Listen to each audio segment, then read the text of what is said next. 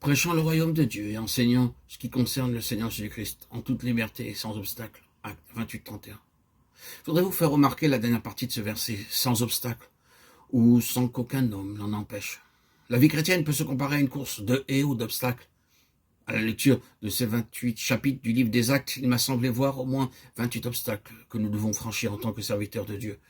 Et comment d'une manière parfaite et merveilleuse le Saint-Esprit agit à travers les serviteurs de Dieu de différents lieux, leur faisant surmonter ainsi chaque obstacle sans qu'aucun homme les en empêche.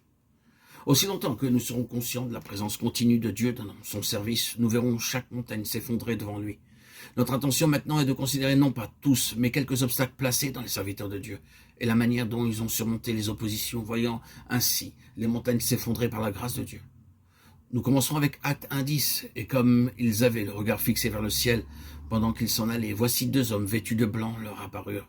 Ce fut le premier obstacle qu'ils durent franchir. Le Seigneur Jésus-Christ avait été enlevé au ciel, il était parti. Restez dans la ville jusqu'à ce que vous soyez revêtus de la puissance d'en haut. Luc 24-49. Le Seigneur l'avait juste ordonné d'être ses témoins à Jérusalem, à Samarie et jusqu'aux extrémités de la terre.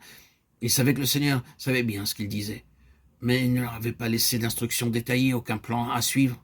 Il partit simplement, sans rédiger aucun plan.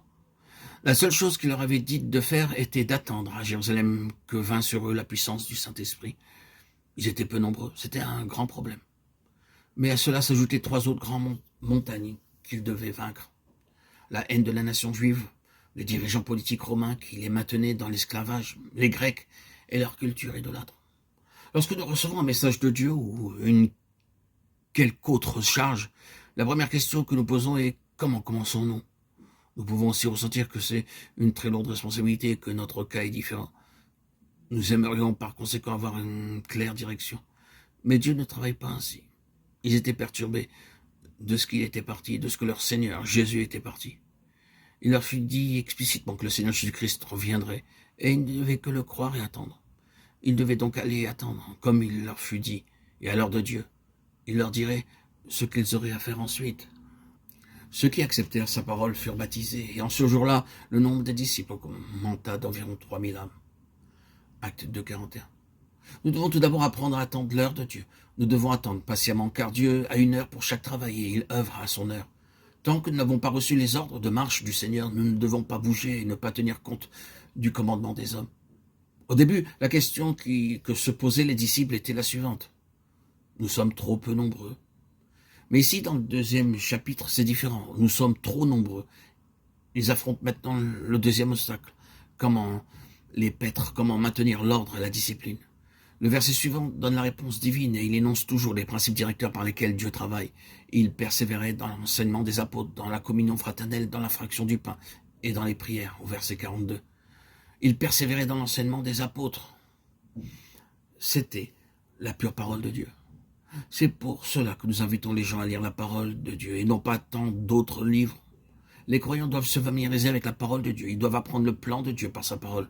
Puis vient la communion fraternelle. Les apôtres encourageaient l'authentique communion, car la communion fraternelle est une force pour les croyants. En partageant l'un avec l'autre la fidélité de Dieu, nous nous encourageons mutuellement et grandissons spirituellement. Alors les apôtres commencèrent aussitôt à rompre le pain. Nous avons remarqué avec joie que dans les villages où nous avions commencé des réunions d'adoration après un très court laps de temps, les croyants progressaient spirituellement. Au début, ils ne pouvaient pas même lire la Bible, mais maintenant, comme ils prient, comme ils adorent. Et ils ont appris à donner joyeusement malgré leur pauvreté. C'est parce qu'ils ont tout d'abord appris le secret d'adorer le Seigneur. Ils témoignent aussi hardiment dans la rue, simplement parce qu'ils ont vu le Seigneur dans l'adoration.